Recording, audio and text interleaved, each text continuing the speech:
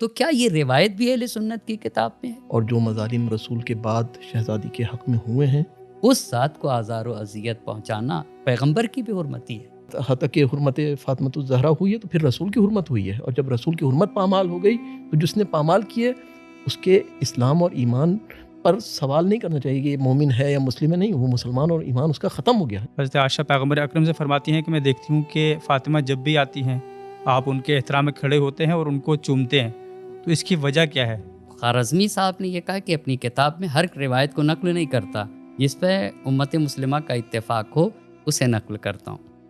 کہ کس نے شہزادی کو غضبناک کیا رسول کے بعد، اور کس سے شہزادی راضی ہو کر کائنات سے گئی ہیں۔ اور فاطمہ زہرا سلام اللہ علیہا کا غضب خدا کا غضب ہے۔ اعوذ باللہ من الشیطان الرجیم، بسم اللہ الرحمن الرحیم، الحمد للہ رب العالمین وصلی اللہ علی محمد وآلہ الطاہرین و اصحابہ المؤمنین۔ سبیل پوڈ کاسٹ کے ایک نئے ایپیسوڈ کے ساتھ آپ کی خدمت میں حاضر ہیں۔ آج ہم عالم اسلام کی ایک عظیم ہستی جو پروردگار کا راز، خدا کے محبوب کی محبوب اور تمام مسلمانوں کے لیے، امت مسلمہ کے لیے قابل احترام اور اسوہ حسنہ ہیں، یعنی حضرت فاطمۃ الزہرا سلام اللہ علیہا کی شخصیت والا مقام، ان کی شخصیت، ان کی عظمت اور ان کی سیرت کے مختلف پہلوؤں سے ہم آج کے اس پوڈ کاسٹ میں گفتگو کریں گے۔ اور ہمارے سامنے ہمارے ساتھ موجود ہیں آج حجۃ الاسلام والمسلمین مولانا عقیل عباس معروفی صاحب اور حجۃ الاسلام والمسلمین مولانا سید حسین حیدر رضوی صاحب، دونوں کی خدمت میں سلام عرض کرتے ہیں۔ وعلیکم السلام۔ اور آپ کی حضرت فاطمہ الزہرا کی شخصیت سے متعلق گفتگو کا آغاز کرتے ہیں۔ سب سے پہلے ہم بی بی کا جو تعارف ہے، خاص کر ہماری جو گفتگو ہے وہ اہل سنت کتابوں میں آپ کا جو تعارف پیش کیا گیا ہے، آپ کی جو عظمت بیان کی گئی ہے، آپ کی سیرت کے جو مختلف پہلو بیان کیے گئے ہیں، اور اسی طرح سے آپ کی شہادت کا جو تذکرہ ہوا ہے، سب سے پہلے آپ کے تعارف کے حوالے سے جو باتیں پیش کی گئی ہیں اہل سنت کی کتابوں میں، اس سے ہم آغاز کرتے ہیں۔ مولانا عقیل عباس معروفی صاحب، اس سلسلے میں بسم اللہ ہم آپ سے آغاز کریں گے۔ بسم اللہ الرحمن الرحیم۔ بہت ہی اچھی بات ہے، ہمارے اور آپ کے نبی حضرت محمد مصطفیٰ صلی اللہ علیہ وآلہ وسلم کی اللہم صلی اللہ محمد لخت جگر حضرت فاطمہ زہرا سلام اللہ علیہا کے امتیازات، خصوصیات اور فضائل و مناقب کے بارے میں علماء اہل سنت کی کتاب سے گفتگو ہونا ہے۔ ہم اور آپ شیعہ کتابوں میں اور اہل سنت کی کتابوں کی طرف رجوع کرتے ہیں تو یہ آپ کے امتیازات میں سے ایک بنیادی امتیاز یہ ہے کہ اللہ نے آپ کے جسمانی خلقت سے پہلے ہی آپ کی روحانی خلقت اور نورانی خلقت کا اہتمام کیا ہے، اور اس اہتمام میں بھی پیغمبر پاک حضرت محمد مصطفیٰ صلی اللہ علیہ وآلہ وسلم کو معراج پہ بلایا، اور معراج پہ بلانے کے بعد پیغمبر پاک کو وہاں کے بہشتی پھل عطا فرمائے گئے، اور اللہ کے نبی نے وہ بہشتی پھل تناول کیا، اور تناول کرنے کے بعد پھر پیغمبر پاک جب زمین پر آئے اور اپنی زندگی گزاری تو اس کے بعد شہزادی دو عالم کی ولادت ہوئی ہے۔ لہٰذا میں یہاں کے اوپر 2-3 کتابوں کا حوالہ نوٹ کر کے لایا ہوں، وہ آپ کی خدمت میں عرض کرنا چاہتا ہوں۔ پہلی بات یہ ہے کہ حاکم نشاپوری نے اپنی سند کے ساتھ سعد بن مالک سے روایت کیا ہے کہ فرماتے ہیں اللہ کے نبی کے شب معراج جبرائیل امین میرے لیے جنت کا ایک پھل لے آئے، ہم اور آپ اسے انگریزی میں پیئر کہتے ہیں، یہاں کے اوپر اسے گلابی کہتے ہیں، ناشپاتی، امرود کی شکل کا ایک پھل۔ یہ بھی روایتوں میں الگ ہے، کبھی کہیں کے اوپر ہے کہ سیب ہے، کہیں کے اوپر یہ ہے کہ یہ گلابی اور ناشپاتی اور پیئر میں سے ایک پھل تھا، اور بھی دیگر ہے۔ تو اس کو بھی علماء نے یہ کہا ہے کہ ممکن ہے کہ سارے پھل پیغمبر پاک نے تناول کیے ہیں، اور اس کے بعد شہزادی کی ولادت۔ تو حاکم نشاپوری نے جس پھل کا تذکرہ کیا ہے ویسی ناشپاتی کا تذکرہ کیا، کہ انہوں نے ایک ناشپاتی دی، میں نے اسے تناول کیا، اور پھر حضرت فاطمہ زہرا کی ولادت ہوئی۔ اس کے بعد کی بات غور طلب ہے کہ جب بھی میں پیغمبر پاک فرماتے ہیں جب بھی میں بہشت کی خوشبو کا مشتاق ہوتا تھا تو میں فاطمہ زہرا سلام اللہ علیہا کو بوسہ دیا کرتا تھا۔ اسے حاکمی نیشاپوری نے المستدرک علی الصحیحین جلد 3 صفحہ 156 پہ یہ بات کی ہے۔ جی، حضرت عائشہ نے بھی اس کا ذکر کیا ہے۔ وہ مختلف روایتیں ہیں کتب اہل سنت میں جہاں پر حضرت عائشہ پیغمبر اکرم سے فرماتی ہیں کہ میں دیکھتی ہوں کہ فاطمہ جب بھی آتی ہیں آپ ان کے احترام میں کھڑے ہوتے ہیں اور ان کو چومتے ہیں، تو اس کی وجہ کیا ہے؟ تو کیوں آپ ان کا بوسہ لیتے ہیں، انہیں چومتے ہیں؟ تو وہاں پر پیغمبر اسی بات کا تذکرہ کرتے ہیں کہ ان کی ولادت سے پہلے مجھے یہ جنت کا پھل دیا گیا تھا، تو جب بھی میں مشتاق ہوتا ہوں اس خوشبو کو سونگھنا چاہتا ہوں تو میں فاطمہ کو چومتا ہوں، اسے سونگھتا ہوں، اس کی خوشبو محسوس کرتا ہوں۔ بالکل صحیح بات ہے۔ اسے طبرانی نے اپنی کتاب مجمع الزوائد جلد 9 صفحہ 202 پہ نقل کیا ہے اس بات کو طبرانی نے۔ اور اتفاق سے مقتل کے ایک رائٹر ہیں، ہم لوگ زیادہ تر تو ان کو مقتل کے عثمان سے مقتل خارزمی نے اس روایت کو ذکر کرنے کے بعد اپنی کتاب مقتل میں اس کی 5ویں فصل کے مقدمے میں یہ کہا ہے کہ میں تو اس روایت کو نقل کرتا ہوں، اپنی اس کتاب میں کر رہا ہوں جس پر تمام امت مسلمہ کا اتفاق ہو، اور وہاں کے اوپر اس روایت کے بارے میں جو ابھی 2 روایتیں ہوئیں، ایک حاکم نیشاپوری کی اور دوسرے طبرانی کی مجموع الزوائد میں جو نقل کیا ہے، اس کے بعد یہ تیسرے انہوں نے خارزمی صاحب نے یہ کہا کہ اپنی کتاب میں ہر روایت کو نقل نہیں کرتا، جس پہ امت مسلمہ کا اتفاق ہو اسے نقل کرتا ہوں۔ اس کے علاوہ اگر اس بات کو اہل سنت کی دوسری کتابوں میں دیکھنا ہے تو تاریخ بغداد جلد 5 صفحہ 293، المعجم الکبیر جلد 22 صفحہ 400 پہ، تاریخ الخمیس جلد 1 صفحہ 277 پہ، میزان الاعتدال جلد 1 صفحہ 38 پہ، جلد 2 صفحہ 84 پہ، لسان المیزان جلد 4 صفحہ 36 پر دیکھا جا سکتا ہے۔ اور یہ ایک بہت بڑا شرف ہے، ایک بہت بڑی فضیلت ہے کہ اللہ نے شہزادی کونین حضرت فاطمہ زہرا سلام اللہ علیہا کے ولادت کے لیے اہتمام کیا، اور اتنا ہی اہتمام نہیں ہے، نبی پاک کا نسب پہنچتا ہے حضرت اسماعیل علیہ السلام تک، جی، اور حضرت اسماعیل علیہ السلام کا بھی تعلق مکے سے نہیں تھا، حضرت بالکل، وہ اسماعیل باہر علیہ سے آئے تھے۔ السلام جی کا تعلق عراق سے تھا، عراق سے حضرت ابراہیم فلسطین گئے، فلسطین سے مکہ آئے، مکہ آباد کیا حضرت ابراہیم اور حضرت اسماعیل علیہ السلام نے، اور پھر 14 معصوم میں سے پہلے معصوم رسول کی ولادت مکے میں ہے، اور شہزادی کونین فاطمہ زہرا سلام اللہ علیہا کی بھی ولادت بعثت کے 5ویں برس مکے میں ہے۔ جی، تو یہ تو پہلا امتیاز ہوا کہ آپ کے امتیازات میں سے پہلا امتیاز، جو کہ شیعہ کتابوں میں تو بہت ہی زیادہ ہے، اسی طریقے سے جس طریقے سے شیعہ کتابوں نے یہ تذکرے کیے ہیں کہ یہ امتیاز آپ کا تھا کہ وہاں کے اوپر آسمان، مثلا مسجد الحرام سے نبی پاک کو بلایا بیت المقدس پہ، اور پھر بیت المقدس سے آسمانوں کی سیر کرائی، اور پھر نبی پاک کو حتیٰ یہ بھی روایت میں ہے کہ بہشت میں لے گئے، اور بہشت میں لے جانے کے بعد تمام پھل کھلائے، ہاں ایک درخت کے قریب رکھا پیغمبر پاک کو، اور اس درخت کا پھل توڑ کر کے نبی گرامی کو دیا گیا، تو یہ وجود سامنے آیا۔ یعنی وجود جسمانی کی بات ہے نا، جی، شہزادی کا وجود جسمانی جو ہے وہ جسم کا سلسلہ جنت کے پھلوں میں سے ایک پھل کے ذریعے سے ہے، اور اگر نور کے حوالے سے تذکرہ دیکھا جائے تو نور کا تذکرہ شہزادی کا پہلے سے ہے، یعنی حضرت آدم سے پہلے سے، خلقت سے پہلے شہزادی کا نور خدا نے خلق کیا، اور حضرت آدم سے بھی تعارف کروایا گیا کہ یہ نور جو ہے کس کا نور ہے، اور 4 دماسمین کے انوار کا تذکرہ وہاں پر موجود ہے۔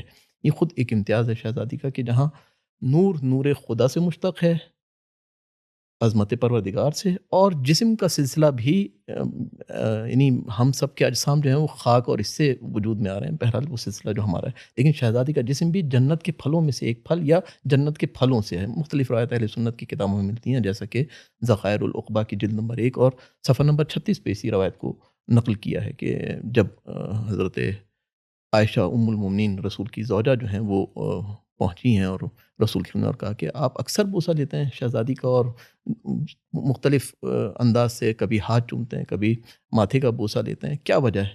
تو یہی روایت جو آپ نے ذکر کیے کہ لے کے گئے جبرائیل، مجھے لے کے گئے جنت میں، اور سارے ثمار، وہاں پہ ایک ثمار کا جو آپ نے اشارہ کیا کہ مختلف روایت میں کبھی گلابی ناشپاتی کا تذکرہ ہے، کبھی سیب کا تذکرہ ہے، کبھی خرما کا، لیکن اس روایت کے اندر تمام پھل رسول کو کھلائے گئے، اور رسول نے جب کھایا تو اس کے بعد شہزادی کا وجود اس کائنات میں شکم حضرت ختیجہ طاہرہ کے وجود میں منتقل ہوا، اور اس کے بعد پھر ولادت شہزادی کونین دنیا میں ہوئی ہے۔ بہت اچھی بات آپ نے کہی کہ آپ نے یہ فرمایا کہ ان معصومین علیہ السلام کے انوار کی خلقت ان کے جسم کی خلقت سے، پہلے بلکہ ہے، روایت میں حضرت آدم علیہ السلام کی خلقت سے 2000 2000 سال سال پہلے۔ آج ہی میں روایت دیکھ رہا تھا تفسیر کے ضمن میں، تو اس میں یہ لکھا کہ حضرت آدم علیہ السلام کی جو خلقت تھی اور خلقت کے بعد فرشتوں کو جو حکم دیا گیا تھا سجدے کا، اس میں یہ انوار شامل نہیں تھے، اور یہ جو شیطان نے جب سجدہ نہیں کیا، ہاں، یہ جو کہا کہ کیا ام کنت من العالین، تو بڑے لوگوں میں سے ہو گیا، تو یہ بڑے لوگ کون تھے؟ یہ بڑے لوگ وہی انوار تھے، ائمہ اطہار علیہ الصلوۃ والسلام کے، معصومین علیہ الصلوۃ والسلام کے انوار تھے جو بڑے لوگ تھے۔ کیا تو بھی سجدہ نہیں کرے گا؟ تو ان بڑے لوگوں میں سے ہو گیا ہے۔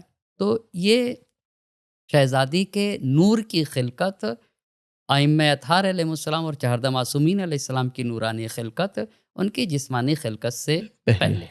جی بالکل، ایک خاص جو تذکرہ اس میں ہوا آپ کے وجود کا ہوا ہے، اور اس میں ایک خاص فضیلت جو بیان ہوئی ہے، ایک روایت جو حدیث قدسی ہے در حقیقت، کہ جس میں اور بھی آپ کی عظمت واضح طور پر نظر آتی ہے۔ پیغمبر اکرم سے خطاب ہو کر پروردگار فرماتا ہے کہ اے احمد، اگر میں نے آپ کو خلق کرنا نہ ہوتا تو اس افلاک کو خلق نہ کرتا، اور اگر علی کو خلق کرنا مقصد نہ ہوتا تو میں آپ کو خلق نہ کرتا۔ اور اس کے بعد خاص طور پر حضرت فاطمہ زہرا سلام اللہ علیہ کا جو تذکرہ اس عنوان سے ملتا ہے کہ اگر فاطمہ نہ ہوتی تو میں آپ دونوں کو خلق نہ کرتا۔ تو یہاں سے بھی عظمت کا ایک پہلو ملتا ہے کہ جو وجود ہے حضرت فاطمہ زہرا سلام اللہ علیہ کا، اس کی وجہ سے گویا کہ پیغمبر اکرم کی حضرت علی علیہ السلام کی خلقت بھی ہوتی ہے۔ تو یہ عظمت کا ایک عجیب پہلو ہے۔ اور پھر روایات سے ہٹ کر جب ہم قرآن مجید میں آتے ہیں تو وہاں پر آپ کی ولادت کے عنوان سے ہم دیکھتے ہیں کہ ایک پورا سورہ نازل ہوتا ہے۔ قرآن مجید آپ کی اس عظمت کو جو بیان کرتا ہے سورہ کوثر میں، تو ظاہر ہے کہ وہاں پر بالکل واضح طور پر اہل سنت جو مفسرین ہیں انہوں نے بھی اس کو نقل کیا ہے، سیوطی نے خاص کر اس کو نقل کیا ہے سورہ کوثر کے ضمن میں، کہ یہ جو فرمایا ہے بسم اللہ الرحمن الرحیم انا اعطیناک الکوثر، پیغمبر کو کہ ہم نے عطا کیا ہے آپ کو یہ کوثر عطا کیا ہے۔ تو یہ کون سی چیز ہے کہ جس کا پروردگار خاص طور پر تذکرہ کر رہا ہے کوثر کے عنوان سے، اور بتا رہا ہے کہ میں نے آپ کو یہ خاص طور پر عطا کی ہے؟ تو کہتے ہیں وہ حضرت فاطمہ الزہرا سلام اللہ علیہ کا وجود مبارک ہے، کہ جس کے ذریعے سے پیغمبر اکرم کی نسل آگے بڑھتی ہے، اور پوری دنیا ان کے وجود سے، ان کے انوار سے بہرہ مند ہوتی ہے۔ تو یہاں پر قرآن مجید کی جی اچھی بات ہے۔ اس کا مطلب یہ ہوا کہ ایک امتیاز آپ کی ولادت کا ہے، جی، یہ ایک امتیاز ہوا، لیکن دوسرے امتیازات کی طرف بھی چلتے ہیں۔ دوسرے امتیازات کی طرف اگر ہم اہل سنت کی کتابوں پہ رجوع کرتے ہیں اور ان کی طرف جاتے ہیں تو بڑی عظیم احادیث ہیں جس سے بہت ساری باتوں کو ہمیں سہارا ملتا ہے۔ مثال کے طور پر کہ شہزادی کونین کے لیے اہل سنت کی کتابوں میں موجود ہے کہ وہ پیغمبر پاک کے نزدیک سب سے محبوب شخصیت ہیں۔ سوال یہ ہے کہ جو ذات پیغمبر پاک کے نزدیک سب سے محبوب ہو، اس ذات کو آزار و اذیت پہنچانا پیغمبر کی بھی حرمتی ہے، یہ پیغمبر کی حرمت شکنی ہے، اور پیغمبر کی حرمت شکنی کرنے والا انسان اسے ہم مسلمان یا مومن نہیں کہہ سکتے ہیں۔ ہمیں شہزادی کے بارے میں گفتگو کرنے کے لیے بہت ساری باتیں سوچنے کی ہیں بھائی، اسی لیے اس روایت کو آپ کی خدمت میں اتفاق سے خود حضرت عائشہ نے یہ روایت نقل کی ہے کہ میں نے رسول خدا، اس کو تاریخ دمشق جلد 2 صفحہ 162 پہ حدیث نمبر ہے 642، شواہد التنزیل نے جلد 2 صفحہ 61 پہ حدیث نمبر 682 ہے۔ حضرت عائشہ سے نقل ہے کہ احب الرجال الی علی ومن النساء فاطمہ، یعنی مردوں میں سب سے زیادہ نبی کے نزدیک جو ذات محبوب ہے وہ علی ابن ابی طالب علیہ السلام، اور خواتین ومن النساء فاطمہ۔ تو یہ ایک بات، یہ حدیث بھی مودۃ القربہ میں اب جو پڑھنا جا رہا ہوں، مودۃ القربہ میں ہے کہ حضرت عائشہ سے یہ بھی مروی ہے کہ حضرت عائشہ نے بیان کیا کہ اللہ کے نبی نے فرمایا فاطمہ تو بس اتم منی من آزاہا فقط آزانی. آپ دیکھیں یہ تو بالکل صاف ہے کہ جس نے مجھ نبی جس نے فاطمہ کو آزار و اذیت پہنچائی ہے اس نے مجھے آزار و اذیت پہنچائی. اتفاق سے فاطمہ تو بس اتم منی میں ایک قاعدہ کل اور جز بھی ہے. قاعدہ کل اور جز ہے. مثال کے طور پر ہم کہتے ہیں کہ قرآن کریم 30 پارے کا ایک مکمل قرآن ہے، مجموعہ پورا ایک مجموعہ کتاب ہے ہے جی. جس میں 30 جز ہیں. جی پارے کو جز مان لیجئے. تو جس طریقے سے پورے قرآن کو الیاذ باللہ نجس کرنا حرام ہے، پورے قرآن کو، تو جیسے پورے قرآن کو نجس کرنا حرام ہے، اسی طریقے سے قرآن کے کسی ایک جز، ایک کسی حرف کو ایک بھی جز کیا حرف جی، کو، ایک حرف کو آیت بالکل اور حرف کو نجس کرنا حرام ہے بالکل. اور اس کی توہین حرام ہے. تو یہ فاطمہ تو بضعۃ منی یہ قاعدہ کل اور جز ہے. یعنی جس طریقے سے قرآن کو کی توہین نہیں کی جا سکتی، قرآن کی بے احترامی نہیں کی جا سکتی، قرآن کو نجس نہیں کیا جا سکتا، ایسے قرآن کی نہ کسی آیت کو، نہ کسی کلمے کو، نہ کسی جز کو، نہ کسی پارے کو. بس جو احترام فاطمہ تو بضعۃ منی، جو احترام، جو عظمت پیغمبر پاک صلی اللہ علیہ وآلہ وسلم کی ہے وہی عظمت ان کے جز کی ہے. یہ اس حدیث سے قاعدہ کل اور جز کا بھی استخراج ہوتا ہے. جی بالکل. اور بہت ساری چیزیں کہ قرآن نے اپنے پیغمبر کے لیے لا ترفعوا اصواتکم فوق صوت النبی، اپنی آواز کو نبی کی آواز پر بلند نہ کرو، یا لا تقدموا بین یدی اللہ و رسول، اللہ اور رسول کے تو آگے ظاہر ہے پھر جو جز ہے جو اس کل، کی بالکل ہاں جو وہی حکم جو ہے جز کا بھی یہاں پر آئے گا. جو کل کا حکم ہے وہی جز کا حکم آئے گا. بلکہ اور بھی قرآن کریم کے لا تجعلوا دعاء الرسول بینکم کدعاء بعضکم بعضا، میرے نبی کو ایسے نہ بلاؤ جیسے جیسے تم ایک دوسرے کو ایک پکارتے ہو. دوسرے کو پکارتے ہو. جی یہاں پر جو آپ نے آیت نقل کی ہے، یہاں پر ایک روایت مجھے یاد آ گئی ہے. جب یہ آیت نازل ہوتی ہے تو اس سے پہلے حضرت فاطمہ الزہرا سلام اللہ علیہا وہ اپنے والد کو رسول اللہ کو بابا کہہ کر بلایا کرتی تھی، یا ابا کر بلایا کرتی تھی. لیکن اس آیت کے بعد انہوں نے بابا کہنا چھوڑ دیا اور بہت وہ اچھی بات دوسرے ہے. لوگوں کی طرح خطاب رسول کرنے لگی، یا اللہ رسول کہیں. اللہ یا نبی کہہ کر خطاب کرنے لگی. تو پیغمبر اکرم نے آپ سے فرمایا کہ یہ جو بات ہے، یہ جو حکم ہے، یہ تمہارے لیے نہیں ہے، قریش یہ کے بے دوسروں ادب کے لوگوں لیے کے ہے. لیے. یعنی اس سے یہ بھی پتہ چلتا ہے کہ جز اور کل کا رشتہ ہے. جی جو بالکل. میرا حکم ہے، جو میرے لیے ہے، وہ تمہارے لیے بھی ہے. تم اس حکم میں شامل نہیں ہو بلکہ تمہارے لیے وہ حکم ہے. جی بالکل. تو اس وقت پیغمبر نے فرمایا کہ میں یہ پسند کرتا ہوں کہ تم مجھے پہلے کی طرح بابا کہہ کر پکارو، اس لیے کہ اس کے اندر جو محبت، جو مہربانی، جو احترام پوشیدہ ہے وہ دوسری چیز کے اندر پوشیدہ نہیں ہے. تو یہ خود آپ کی عظمت کا ایک پہلو ہے جو اس آیت کے ضمن میں. پیغمبر پاک نے اس روایت میں یہ فرمایا کہ بیٹی تم مجھے یا ابا کہا کرو، بابا کہہ کے پکارو. اس کی 2 وجہ بھی بتائی. صحیح. پہلی وجہ یہ بتائی کہ ایک تو اس سے خدا راضی ہوتا ہے، خوش ہوتا ہے، خوشنود ہوتا ہے، یہ خدا کی رضا اور خدا کی خوشنودی کا سبب ہے. دوسری بات یہ بتائی کہ میرے دل کو ٹھنڈک پہنچتی ہے. تم جب بابا کہتی ہو تو میرے دل کو ٹھنڈک پہنچتی ہے. اس سے ایک تربیتی قاعدہ بھی نکلتا ہے.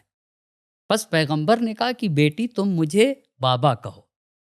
ٹھیک، اس سے رب راضی ہوتا ہے، رب کی خوشنودی کا سبب ہے اور میرے دل کو ٹھنڈک پہنچتی ہے.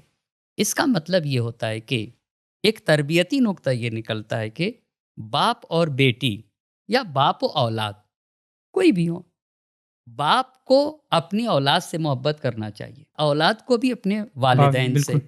ٹھیک، صرف محبت ہی نہیں، اظہار بھی ہونا چاہیے. یعنی جتنے والدین اپنے اولاد سے محبت کرتے ہیں اس کا اظہار بھی، اولاد بھی اپنے والدین سے جو محبت کرتے ہیں اس محبت کا بھی کیا ہونا چاہیے؟ اظہار ہونا چاہیے. اس سے یہ نقطہ نکلتا ہے کہ بیٹے جب تم کہتی ہو بابا جب تم کہتی ہو تو میرے دل کو ٹھنڈک اور خدا خوشنود ہوتا ہے. یہاں پر خدا کی خوشنودی کی جو بات آپ نے کی ہے، جو امتیازات ہم بیان کر رہے ہیں حضرت فاطمہ زہرا کی شخصیت کے، ایک امتیاز جو فریقین کی روایت میں نقل ہوا ہے، اہل سنت کی کتابوں میں خاص طور سے نقل ہوا ہے، وہ یہی پیغمبر خدا کی رضایت، حضرت فاطمہ زہرا کی رضایت. خود رسول اللہ نے فرمایا کہ جس سے فاطمہ راضی ہے اس سے میں راضی ہوں، جس سے میں راضی ہوں اس سے خدا راضی ہے. تو حضرت فاطمہ کی رضایت کو اللہ اور رسول کی رضایت قرار دیا گیا ہے اہل سنت کی کتابوں میں. اس کا مطلب یہ مولانا کہ ابھی تک ہم لوگ 3 امتیاز کی گفتگو کر چکے ہیں جی. ہے نا. پہلا امتیاز یہ ہے کہ آپ کی خلقت کا ایک انوکھا اہتمام کیا گیا، بالکل. یہ پہلا امتیاز. دوسرا امتیاز آپ کا یہ ہوا کہ مردوں میں سب سے زیادہ محبوب امام علی علیہ السلام رسول خدا کے نزدیک، اور خواتین میں سب سے زیادہ محبوب فاطمہ فاطمۃ زہرا. الزہرا. خوب. اور اسی کے ضمن میں بضعۃ منی کہہ کے یہ قاعدہ کل اور جز کی طرف اشارہ کیا گیا. تیسرا امتیاز یہ ہے کہ فاطمہ کی رضا خدا کی رضا، اور فاطمہ زہرا سلام اللہ علیہا کا غضب خدا کا غضب ہے. تو کیا یہ روایت بھی اہل سنت کی کتاب میں ہے؟ جی بالکل. حاکم نشاپوری نے مستدرک میں جلد نمبر 3 اور صفحہ نمبر 167 پہ اس روایت کو ذکر کیا ہے، اور بہت ساری دیگر منابع بھی ہیں جنہوں نے اس روایت کو نقل کیا ہے، جس میں معیار رضایت پروردگار، رضایت فاطمۃ الزہرا سلام اللہ علیہ، شہزادی کی رضا کو قرار دیا ہے. یعنی عجیب امتیاز ہے، یعنی فضیلت کا ایک عجیب دریچہ ہے. دنیا کے سارے افراد عمل کس لیے کرتے ہیں؟ خدا کی قربت مل جائے، قربت کے نتیجے میں جنت میں پہنچ جائیں. ٹھیک. اور جنت میں پہنچنے کے بعد خدا کیا آتا ہے؟ رضوان اللہ اکبر، یعنی خدا کی رضا اکبر ہے. صحیح ہے. یعنی جنت سے بالا تر رضا پروردگار ہے. یعنی جنت میں پہنچ جانا کمال ہے، لیکن اس سے بڑھ کر کمال یہ کہ پروردگار کی رضا حاصل ہو جائے. میرے خیال سے اس رضا کا ملاک اور معیار اور شاخص اگر قرار دیا ہے کسی کو اس دنیا کے اندر، تو شہزادی کو نے حضرت فاطمۃ الزہرا. اگر یہ دیکھنا ہے کہ خدا راضی ہوا کہ نہیں ہوا، شہزادی کو نے. بہت ہی اچھی بات کہی. اس کو آیت اللہ جوادی حفظہ اللہ، جوادی عاملی حفظہ اللہ نے بہت پیاری بات کہی ہے. آپ نے یہ فرمایا کہ رضا الہی یہ بہت بڑا اجر ہے. آپ مولانا نے بھی یہ کہا کہ رضا الہی بہت بڑا اجر ہے. ٹھیک ہے. اور فاطمہ زہرا سلام اللہ علیہا کی رضا الہی کا سبب ہے. آیت اللہ جوادی حفظہ اللہ فرماتے یہ ہیں کہ انسان 2 چیز سے مرکب ہے، ایک جسم دوسرا روح. ٹھیک ہے. تو مر کے جب جائے گا تو دونوں کو غذا کی ضرورت ہے. ایسا نہیں کہ صرف جسم کو غذا کی ضرورت ہے اور روح کو غذا کی ضرورت نہیں. تو جنت میں یہ جو دودھ کی نہریں ہوں گی، اور جنت میں یہ جو شہد کی نہریں ہوں گی، اور جنت میں انگور ہوں گے، انار ہوں گے، یہ روح کی غذا تو نہیں ہے، یہ روح کی غذا نہیں ہے، یہ تو جسم کی غذا ہے. تو بہشت میں روح کی غذا کیا ہوگی؟ جی ایک اہم سوال ہے. بالکل. ہاں بھئی جسم کی غذا تو ہے، چلیے کھانا پینا سارا جسم کی ہے، یہ سارے جسم کی غذا ہے، انار ہیں، انگور ہیں، سیب ہیں، دودھ ہیں. تو روح کی کیا غذا ہوگی؟ روح کی غذا وہی قرب معنوی پروردگار، رضا اور خوشنودی معبود. وہ جس مرحلے تک پڑھتی جائے وہ اس کی روح کی غذا ہے، وہ قرب معنوی پروردگار. اس لیے رضوان اللہ کو جو ہے رضوان اکبر کہا گیا. رضوان من اللہ اکبر. از اس حدیث کو میں پڑھ دیتا ہوں تاکہ ناظرین کے لیے بھی بالکل کہیں سے کوئی واضح ہو جائے. ہاں بالکل واضح ہو جائے، کہیں سے کسی طرح کے ان کے پاس حتیٰ شائبہ بھی نہ رہے. فاطمہ زہرا سلام اللہ علیہا کا غضب خدا کا غضب، اور رضائے فاطمہ رضائے الہی. امام علی علیہ السلام نے نبی گرامی صلی اللہ علیہ وآلہ وسلم سے نقل کیا ہے کہ نبی کا یہ فرمان ہے. امام سے یہاں جب نقل کر رہے ہیں تو یہ نہ کوئی سمجھے کہ یہاں کے اوپر شیعہ کتاب. میں حوالے پہلے بتاؤں گا. المستدرک علی الصحیحین جلد 3 صفحہ نمبر 153، اسد الغابہ جلد 5 صفحہ نمبر 522، تہذیب التہذیب جلد 12 صفحہ 441، کنز العمال جلد 7 صفحہ نمبر 111، اور مقتل الحسین خارزمی کی صفحہ نمبر 52 پہ یہ حدیث موجود ہے. ان اللہ یغضب لغضب فاطمہ و یرضا لرضاہا. اب اللہ جو ہے نا فاطمہ کے غضب سے غضبناک ہوتا ہے اور فاطمہ کی رضا سے خوشنود ہوتا ہے. یہ حدیث ہے. یہ بھی حدیث کنز العمال، ان اللہ یغضب لغضب فاطمہ و یرضا لرضاہا. اور کبھی ہے ان اللہ یغضب لغضب فاطمہ. صحیح ہے. اسی حدیث کو المستدرک علی الصحیحین، اسد الغابہ، تہذیب التہذیب، کنز العمال، مقتل الحسین نے اس اتنے حوالوں سے یہاں میں نے لکھا ہے. ممکن ہے اور بھی دیگر علماء نے اسے نقل کیا ہو کہ ان اللہ یغضب لغضب فاطمہ و یرضا لرضاہا. لیکن سوال مولانا یہاں پر یہ ہے کہ یعنی اس چیز کو اگر مد نظر رکھا جائے کیا وجہ ہوئی کہ غضب فاطمہ اور رضا فاطمہ ملاک اور معیار بن گیا خدا کی رضا اور خدا کے غضب کا؟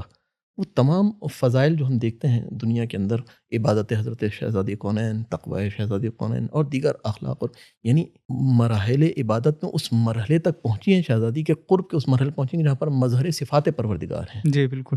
جب مظہر صفات پروردگار ہیں، مظہر رضائے پروردگار ہیں، تو نتیجہ یہ ہے کہ یہ ساری جو عبادتیں اور جو کچھ بھی ہے شہزادی کا، وہ شہزادی کو اس مقام تک، یعنی شہزادی اس مقام تک پہنچیں گی جہاں پر رضائے خدا جو ہے وہ شہزادی کی رضا کے ذریعے سے، یعنی اب اگر کسی کو دیکھنا ہے کہ خدا مجھ سے راضی ہے کہ نہیں ہے، تو شہزادی کے رضا اور غضب کے ذریعے سے طے کرے گا کہ آیا خدا راضی ہے کہ نہیں ہے۔ یعنی میرا کہنے کا مقصد یہ ہے کہ یہ تمام فضائل جو ہم دنیا میں دیکھتے ہیں، شہزادی کے دیگر حوالوں سے بھی ہماری شیعہ کتب کے اندر خصوصاً شہزادی کی عبادات کے حوالے سے ایک کیفیت نقل کی گئی ہے، دعاؤں کے حوالے سے شہزادی کی کیفیت نقل کی گئی ہے کہ جب محراب عبادت میں آتی تھی شہزادی تو کیسی کیفیت طاری ہو جاتی تھی، اور ایثار ہے شہزادی کا، صدقہ دینے کا انداز ہے کہ کس طرح سے عشق الہی میں ڈوب کر اعمال کو انجام دیتی تھیں۔ جہاں عاشق اور معشوق کا یہ رابطہ ہو جاتا ہے، اس مرحلے پر رابطہ پہنچ جاتے ہیں، وہاں پر یہ بن جاتا ہے کہ رضا، اس کی رضا خدا کی رضا بن جاتی ہے، اس کا غضب خدا کا غضب بن جاتا ہے۔ جی اس یہ کا بالکل ایک اہم نقطے کی طرف اشارہ کیا آپ نے کہ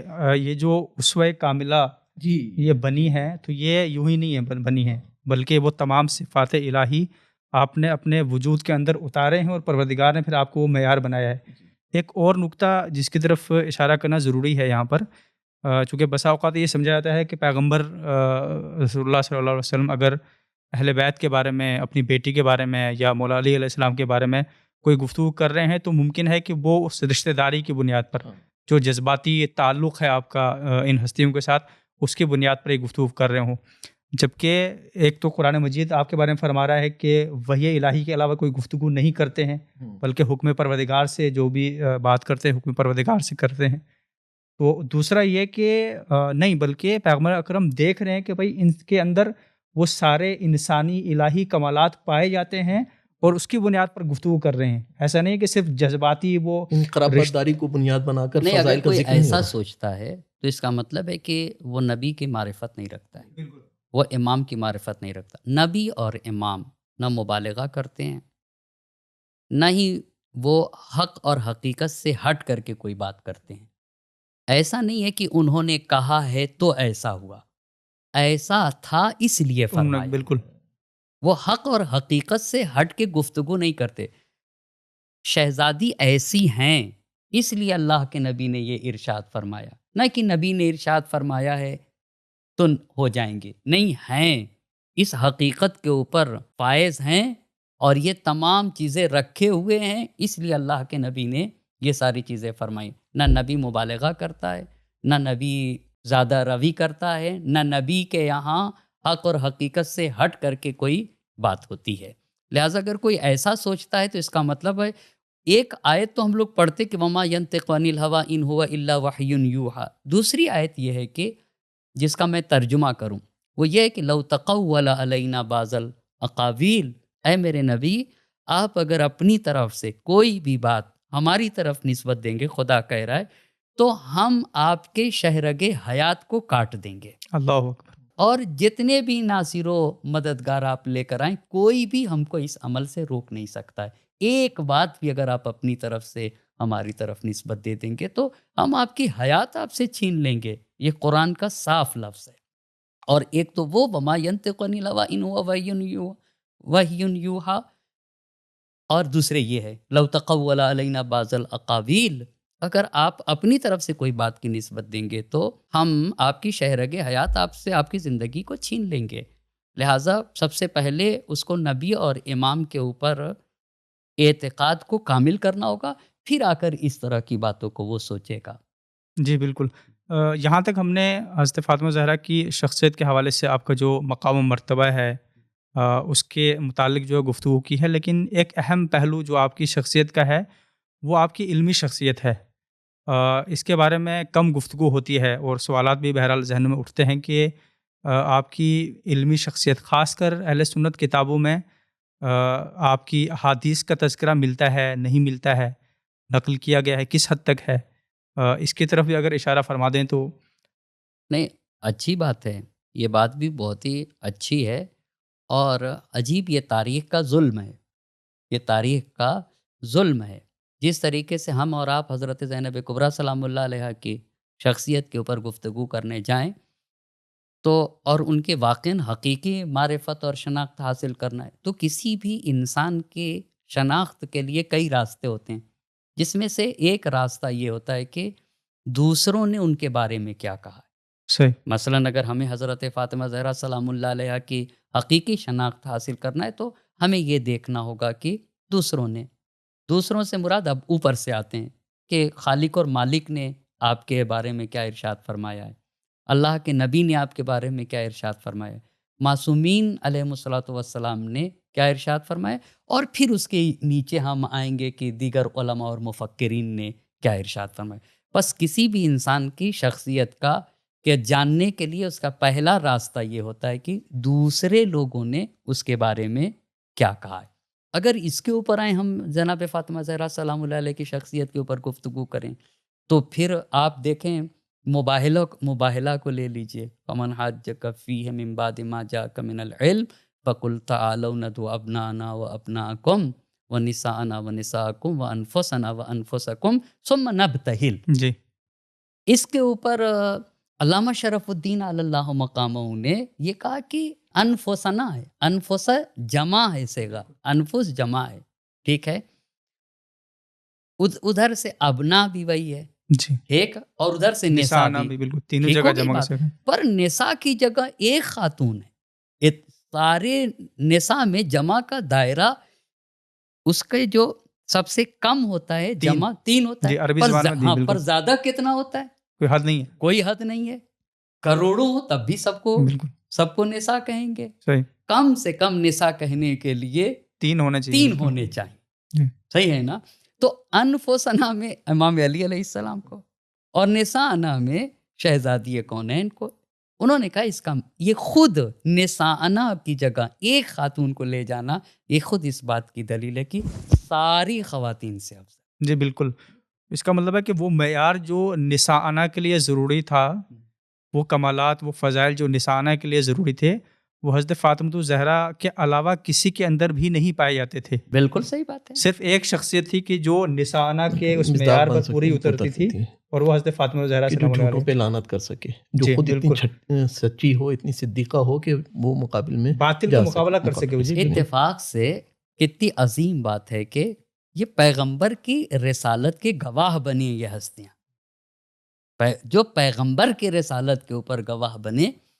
اور ایک اور عظمت اس میں چھپی ہوئی ہے کہ سچا انسان ہی، انہوں نے جو مباہلہ کرنے کے لیے جو آئے تھے وہ انہوں نے کیوں یہ کہا تھا کہ اگر اپنے خون کو لے کر آئے تو مباہلہ نہ کرنا، کیوں یہ کہا تھا؟ یہ اسی لیے کہا تھا کہ سچائی انسان اپنے گھر والوں کو لا سکتا ہے، وگرنہ جھوٹا ہوگا نا تو وہ دوسروں کی جان کو خطرے میں ڈالے گا۔ بالکل عام طور سے ایسے ہی ہوتا ہے، ایسے ہی جو ہوتا ہے، دنیا کے عام رہبر لیڈرز ہوتے ہیں دنیا کے وہ بالکل کیا کرتے ہیں، دوسرے کو لا کے بالکل خطرے میں ڈال اپنوں کا دیں گے، محفوظ رکھتے ہیں. ابھی بالکل. اپنے کو سیف رکھیں گے، محفوظ رکھیں گے، ٹھیک۔ پر انہوں نے کہا اگر ان کے رشتہ دار آئیں تو سمجھ لینا کہ حق پر ہے. ہاں، اور جب لے کر بھی آئے مباہلہ میں یا مباہلہ میں لے کر بھی آئے تو پیغمبر پاک جس شان سے وہاں بیٹھے تھے، اور وہ سارے ہمارے ناظرین بھی اس بات کی طرف واقف ہیں، اور دیکھا کہ امام علی علیہ السلام شہزادی کونین امام حسن اور حسین علیہ السلام تھے، اس سے کہا کہ بھئی اپنے گھر والے کو لے کر آئے، ان سے مناظرہ نہ کرو، وگرنہ زمین پر کوئی بھی عیسائی باقی نہیں رہے گا، سب کے سب ختم ہو جائیں گے۔ تو ایک تو ادھر آپ آئے مباہلہ دیکھیے، آئے تطہیر میں دیکھیے، تو اگر آیات میں دیکھیں یا آتے ذی القربہ حقہ پہ دیکھیے، بالکل. آتے ذی القربہ حقہ، یہ جو آیت نازل ہوئی، اے میرے نبی اپنے رشتہ دار کو ان کا حق دے دیجئے، ذی القربہ کو۔ تو نبی نے جبرائیل علیہ السلام سے پوچھا کہ آپ پوچھ کر آئیے خدا سے کہ یہ جو ذی القربہ ہیں یہ کون لوگ ہیں، ان کو کہاں سے دیا جائے؟ تو پوچھ کر آئے تو کہا کہ فاطمہ زہرا سلام اللہ علیہا کو دیجیے۔ تو روایت آج دیکھ رہا تھا اسی آیت کے ضمن میں تفسیر میں، روایت نے یہ لکھا کہ بھئی کیوں جناب فاطمہ زہرا سلام اللہ علیہا کو فدق دینے کی بات ہے؟ شیب ابی طالب میں 3 برس تک بنی ہاشم رہے، شیب ابی طالب میں سارا کا سارا پیسہ جناب خدیجۃ الکبریٰ سلام اللہ علیہا کا لگا، اسلام کو پروان چڑھانے میں پیسے جو لگے وہ جناب خدیجۃ الکبریٰ سلام اللہ علیہا کے لگے ہیں. کہا کہ ان کی ماں کا لگا ہے سارا پیسہ. تو وارث یہی ہے، وارث ہیں ان کو دیا جائے. اور اتفاق سے فدق تو نبی کو بغیر جنگ کیے ملا تھا، جس پہ نہ اونٹ دوڑائے گئے تھے نہ گھوڑے دوڑائے گئے تھے، کوئی جنگ نہیں کی تھی، تو وہ نبی کا مال اپنا تھا، غنیمت نہیں تھا. جی مال بالکل. غنیمت نہیں تھا، پیغمبر پاک نے اسے ہبا کیا. بس پہلی بات تو یہ ہو گئی کہ کسی بھی شخصیت کو پہچاننے کا پہلا راستہ یہ ہوتا ہے کہ دوسروں نے اس کے بارے میں کیا کہا ہے. کہ اگر ہم اس کے اوپر گفتگو کریں تو جی کافی طولانی ہوگا. گفتگو ہو سکتی ہے. اب جی آتے ہیں کہ خود ان کے کلمات کو دیکھنا پڑے گا کہ ان کی زبان مبارک سے کیا کیا باتیں صادر ہوئی ہیں. جی بالکل. جو ایک راوی کے عنوان سے اگر آپ کو دیکھا جائے، راویہ کے عنوان سے آپ کو دیکھا جائے، وہ مختلف روایات شیعہ کتب میں تو ملتی ہیں، کافی کتابیں ملتی ہیں، حدیثیں ملتی ہیں، لیکن اہل سنت کی کتابوں میں کس حد تک؟ اہل سنت کی کتابوں میں براہ راست احادیث بھی نقل ہوئی ہیں، اور کچھ روایات جو شہزادی کونین سے نقل کی گئی ہیں، یعنی رسول خدا سے شہزادی نے سنا اور ان روایات کو شہزادی نے ذکر عنوان کیا راوی نقل بے عنوان کیا. راویہ. یہ راویہ ہونا بھی بہرحال ایک بہت بڑا امتیاز ہے. اچھا، بڑی حیرت کی بات ہے کہ ہماری کتب سے ہٹ کر اہل سنت کی کتب کا جائزہ لیا جائے تو کل روایات جو ملتی ہیں سارے منابع کے اندر وہ 91 روایات ہیں. اگر اس کے اندر تکرار جو ہیں، یعنی جو روایات تکرار ہوئی ہیں، بعض روایتیں بار بار آئی ہیں مختلف کتابوں میں، ان کو اگر ہٹا بھی دیا جائے تو تقریباً 46 روایات جو ہیں وہ ملتی ہیں جو شہزادی سے بے عنوان راویہ نقل ہوئی ہیں. اور ان روایات کی اگر تقسیم کو ذکر کیا جائے تو کچھ اس طرح سے ہے کہ جس میں تاریخ کے حوالے سے، ہسٹری کے حوالے سے شہزادی نے 16 روایات نقل کی ہیں، جس کو شہزادی سے نقل کیا ہے اہل سنت کی کتب کے اندر. اور ہسٹری سے مطلب یعنی تاریخی واقعات بیان تاریخی واقعات اس میں تاریخی واقعات جو شہزادی سے ذکر ہیں، 16 واقعات تقریباً ذکر کیے ہیں، مختلف کتب کے اندر مل جاتے ہیں. 9 روایات فضائل کے باب کے اندر شہزادی سے نقل کی گئی ہیں، اور تقریباً 6 روایات ادعیہ دعاؤں کے حوالے سے شہزادی سے نقل کی گئی ہیں، اور 8 روایات آداب اور اخلاق زندگی کے حوالے سے 8 روایات جو ہیں وہ نقل کی گئی ہیں. 1 روایت تفسیر کی ہے، اور 1 روایت طب کے باب کے اندر جو ہے وہ شہزادی سے نقل کی گئی ہے، اور 5 روایات باب فقہ کے اندر شہزادی سے نقل کی گئی ہیں. کل 46 روایت ہیں، اور ان 46 روایات میں شہزادی نے جو روایات نقل کی ہیں بہرحال ایک اس کے اندر بھی علم کا سمندر ہے، یعنی معرفتوں کے سمندر ہیں، اور فضائل کے بھی سمندر. بہرحال بہت سارے نکات ہیں جن کو شہزادی نے ذکر کیا ہے. مثلا ایک روایت جو نقل کی ہے غالباً نقل کرنے والے الاحاد والمسانی ابو بکر ابن ابی عاصم المخلد الشیبانی، جن نمبر 5 صفحہ نمبر 162 پر نقل کرتے ہیں روایت. آکے کہتے ہیں کہ شہزادی کونین حضرت فاطمۃ الزہرا سلام اللہ علیہ امام حسن اور امام حسین کا ہاتھ پکڑ کر اپنے بابا کی خدمت میں گئیں اور کہا، یا بتی، اے میرے بابا، یہ دونوں آپ کے فرزند ہیں، آپ نے ان کے لیے میراث میں کیا چھوڑا ہے؟ صحیح. یہ آپ سے میراث میں کیا لیں گے؟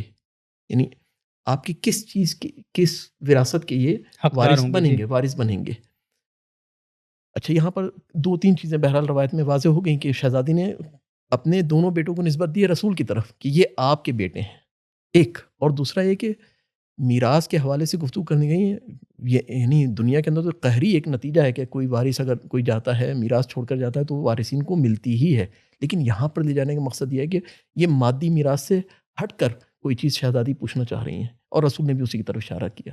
کہا کہ حسن میرا بیٹا ہے، اور میری ہیبت میراث میں حسن کو ملے گی، اور حسین بھی میرا بیٹا ہے، میری جرأت اور شجاعت حسین کو ملے گی.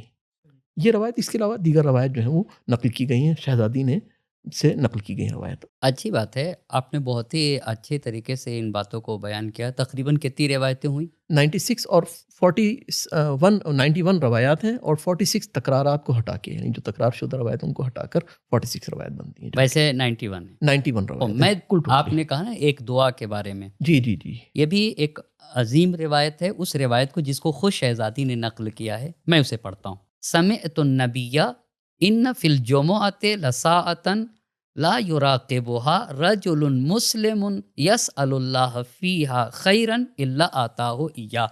شہزادی نے کہا کہ روز جمعہ ایک ایسا وقت ہے کہ اس وقت میں جو بھی ایک مومن اور مسلمان دعا کرے گا اللہ اس کی دعا کو قبول فرمائے گا۔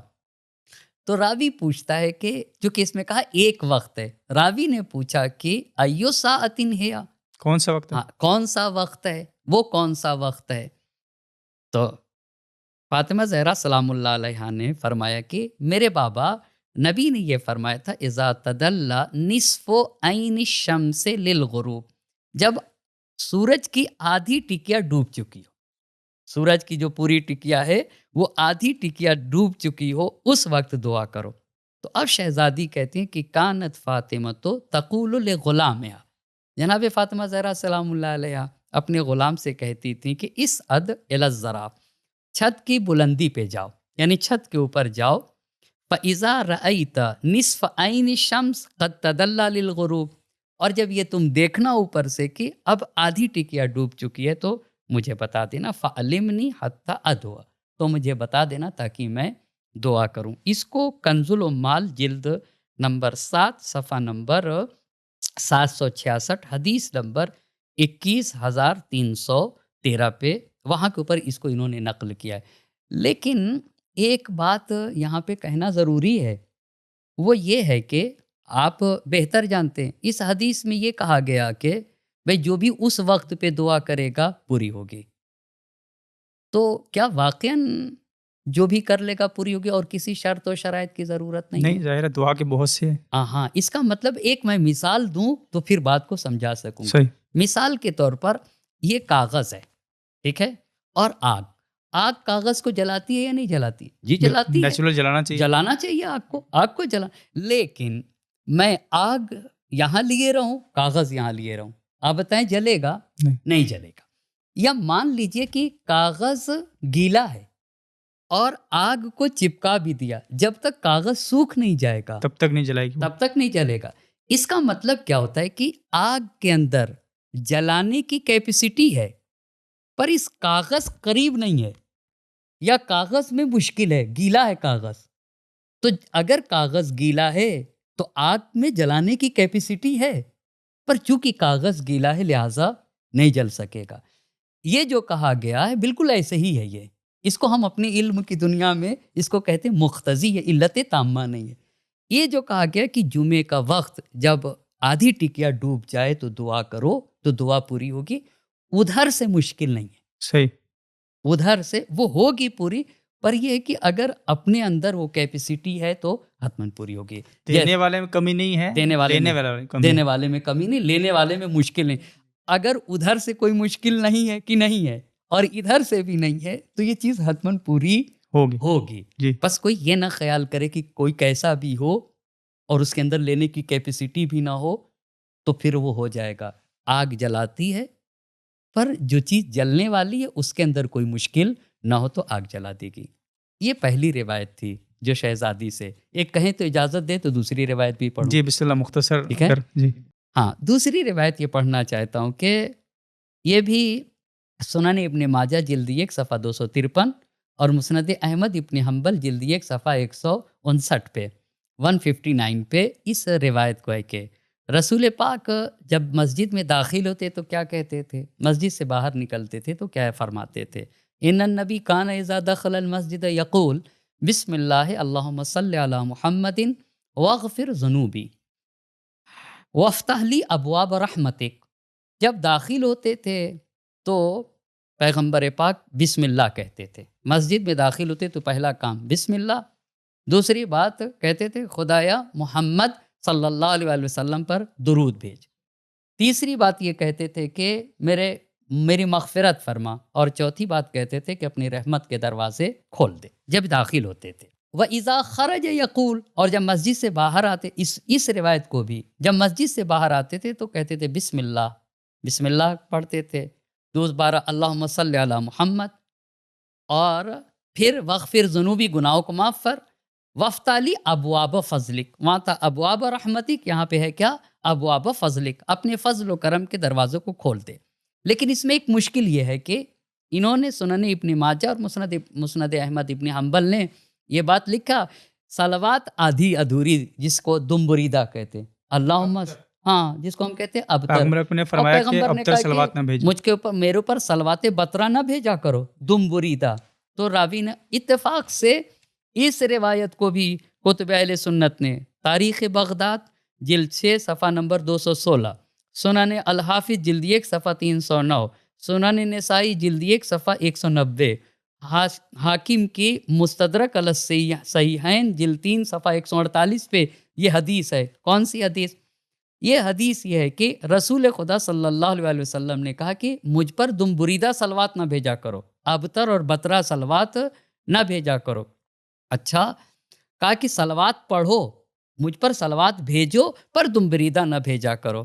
اچھا، یہ جب کہا کہ تم بریدہ نہ بھیجا کرو تو اصحاب نے پوچھا یا رسول اللہ پھر آپ پر صلوات بھیجنے کا طریقہ کیا ہے؟ کیا ہے؟ صحیح. کہا کہ صلوات بھیجنے کا طریقہ ہی کہ ایسے کہا کرو اللہم صلی علی محمد و آلہ، محمد کے ساتھ آل کا اضافہ کرو اور ایسے کہو اللہم صلی علی محمد و آل محمد. یہ تاریخ بغداد، سنن الحافظ، سنن نسائی، مستدرک علی الصحیحین نے بس اس کا مطلب یہ ہے کہ وہ جو اوپر ہے اللہم صلی علی محمد و آل محمد ہونا چاہیے. جی، یعنی گویا کہ ہاں وہ آدھا نقل کیا گیا ہے. آدھا نقل کیا گیا، یعنی یوں کہہ لیجئے کہ دیانت اور امانت داری کا لحاظ نہیں ہوا ہے.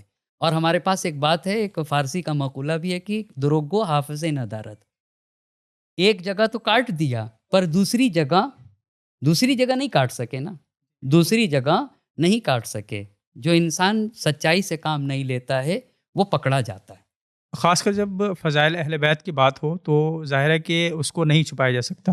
اور یہ آپ دیکھیں نا، قرآن نے کتنے پیارے لفظوں میں کہا ہے کہ یہ لوگ اپنے پھونکوں سے نور الہی کو بجھانا بجھانے کی چاہتے کوشش ہیں. کی. بالکل. ٹھیک ہے، تو یہ تو 2 روایتیں تھیں جس کو انہوں نے روایت کو نقل کیا ہے، لیکن حدیث بھی قابل غور ہے. شہزادی نے ڈائریکٹ جیسے رسول پاک کی احادیث ہیں، امام علی علیہ السلام کی احادیث ہیں، امام حسن اور امام حسین علیہ السلام سے خود حدیثیں نقل ہوئی ہیں، ویسے شہزادی سے حدیثیں بھی نقل ہوئی ہیں. یہ بھی غور طلب بات ہے. آج ہی میں دیکھ رہا تھا کہ ایک حدیث ہے، حدیث فاطمیات کے نام سے، حدیث فاطمیات. یہاں سے ہم لوگ ایک بات کہہ سکتے ہیں کہ مثلاً بہت سارے لوگ سماج و معاشرے میں طرح طرح کے نام رکھتے ہیں، خاص طور سے ان دنوں میں جب کوئی بچی پیدا ہو تو ان دنوں میں جی، مثلا ایام فاطمیہ. عزائے جی، بالکل. فاطمیہ کے موقع پر یا ولادت اور شہادت کے موقع پر تو یا تو خود فاطمہ رکھے یا زہرا رکھے یا ان کے خود القاب میں سے یا کوئی بھی. جی. شہزادی کے اتنے خود القاب میں سے. جی، القاب ہیں، بالکل. طاہرہ ہیں، زکیہ ہیں، راضیہ ہیں، مرضیہ ہیں، حتیٰ منصورہ تک ان کا نام ہے آسمان کے اوپر. ہانیہ بھی ان کے ناموں میں سے ایک نام، وہ ہو تو اچھا ہو. میں اس روایت کو دیکھ کر بہت وہ ہوا کہ ہمارے 8ویں امام کی ایک بیٹی ہیں فاطمہ ہے، 7ویں امام کی بیٹی ہیں، 3 بیٹیاں، ان میں ایک فاطمہ، ایک زینب، ایک ام کلثوم. یہ فاطمہ معصومہ 7ویں امام کی بیٹی. 6 امام کی بیٹی ہیں، ان کا نام بھی فاطمہ ہے. 5ویں امام کی بیٹی ہیں، ان کا نام فاطمہ. 4تھے امام کی بیٹی ہیں، ان کا بھی نام فاطمہ. امام حسین علیہ السلام کی بیٹیوں میں سے ایک بیٹی فاطمہ اور ایک سکینہ. البتہ نام ان کا بھی فاطمہ ہے. ہاں جی، کیونکہ امام حسین علیہ السلام کے بارے میں ملتا ہے کہ آپ ساری نے بیٹیوں کا نام فاطمہ اپنے رکھا تمام بیٹوں کا نام علی رکھا ہے اور اپنی بیٹیوں کا نام فاطمہ رکھا ہے. جی، رکھا ہے. فاطمہ. امیر المومنین علی علیہ السلام کی بیٹی ام کلثوم. ابو الخیر محمد جزری شافعی نے حدیث غدیر کو حضرت فاطمہ زہرا سے اس طرح نقل کیا ہے کہ فاطمہ زہرا نے خود حدیث غدیر بھی نقل کیا ہے اور بیان کیا ہے کہ احتجاج کیا اس کے ساتھ. یہ بھی روایت کے اندر آتے کہ حدیث ابھی بتاتے، اس کو بھی روایت میں پڑھ دیتا ہوں. فاطمہ بنت علی بن موسیٰ رضا نے انہوں نے پس ادھر سے آتے ہوئے فاطمہ بنت علی بن موسیٰ رضا 8ویں امام کی، انہوں نے فاطمہ زینب و ام کلثوم بنت موسیٰ بن جعفر سے 7ویں امام کی بیٹی، انہوں نے فاطمہ بنت جعفر ابن محمد سے، انہوں نے فاطمہ بنت محمد باقر سے، انہوں نے فاطمہ بنت علی بن الحسین سے، انہوں نے فاطمہ بنت الحسین سے، انہوں نے ام کلثوم بنت امیر المومنین سے، انہوں نے جناب فاطمہ زہرا سلام اللہ علیہ سے فرمایا ہے کہ حضرت فاطمہ زہرا کا بیان ہے انسیتم قول رسول اللہ یوم غدیر خم، کیا تم غدیر خم کے دن علی نبی کا فرمان بھول گئے؟ نبی کا فرمان کیا تھا؟ من کنت مولا علی مولا وقول، اور یہ قول بھول گئے انت منی بمنزلۃ ہارون من موسیٰ. یہ حدیث منزلت جس کو کہتے ہیں، یہ ان کی کتاب ہے اسن المطالب فی المناقب سیدنا علی ابن ابی طالب، صفحہ نمبر 50 کے اوپر ہے۔ تو یہ تو ہوئی روایت، پر یہ حدیث جو شہزادی کی، اس کو مناقب خوارزمی نے نقل کیا ہے، ان السعید کل سعید حق السعید من احب علی فی حیاتہ و بعد موتہ، کہا کہ کامیاب ہے مکمل طریقے سے اور حقیقی معنوں میں سعادت مند وہ انسان ہے جو اپنی زندگی میں علی سے محبت کرتا ہو، و بعد موات موتے، یعنی زندگی اور موت کے بعد بھی علی سے محبت کرتا ہو۔ جی، یہاں پر امام علی علیہ السلام کی محبت کی، اہل بیت کی محبت کی بات آئی ہے، مجھے یہاں پر ایک اور روایت یاد آ گئی ہے حضرت فاطمہ زہرا سلام اللہ علیہ سے۔ البتہ اہل سنت کتابوں میں ہے یا نہیں مجھے نہیں معلوم ہے، لیکن شیعہ کتب میں یہ روایت ملتی ہے، چونکہ ایک سوال جو اہم ہمارے ذہن میں اٹھتا ہے جب ہم محبت اہل بیت کی بات کرتے ہیں اور ہم کہتے ہیں کہ چونکہ ہم ان کے چاہنے والے ہیں، ان سے محبت کرنے والے ہیں، تو اس لیے ہمارے لیے نجات ہی نجات ہے۔ تو یہی سوال اس وقت بی بی کے زمانے میں ایک شخص کے ذہن میں اٹھتا ہے کہ جو اہل بیت کا چاہنے والا تھا، اور وہ اپنی زوجہ کو بھیجتا ہے بی بی کے پاس اور ان سے دریافت کرتا ہے کہ میں آپ کا چاہنے والا ہوں، اہل بیت کا چاہنے والا ہوں، تو تم جاؤ اور بی بی سے دریافت کرو کہ کیا میرے لیے نجات ہے۔ تو وہ خاتون جاتی ہے، بی بی کی خدمت میں آتی ہے اور کہتی ہے کہ میرے شوہر نے ایسا سوال کیا ہے کہ میں آپ کا چاہنے والا ہوں، آپ اہل بیت کا چاہنے والا ہوں، تو کیا میرے لیے نجات ہے؟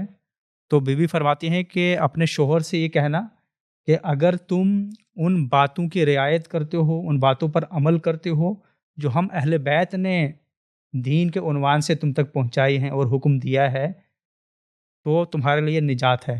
اور اسی طرح سے بھی فرمایا کہ اگر ان کاموں سے، ان باتوں سے اپنے آپ کو روکتے ہو کہ جن باتوں سے، جن کاموں سے ہم نے روکا ہے، تو تمہارے لیے نجات ہے، وَإِلَّا فَلَا۔ گویا محبت کا حقیقی معنی، ان المحب لمن یحب مطیع، یہ امام کا قول ہے۔ جی، جو اطاعت سے، عمل سے ثابت کرے کہ میں واقعاً اہل بیت کا چاہنے والا ہوں، حضرت فاطمہ زہرا سلام اللہ علیہ کا چاہنے والا ہوں، حقیقی نجات اسی کے لیے ہے۔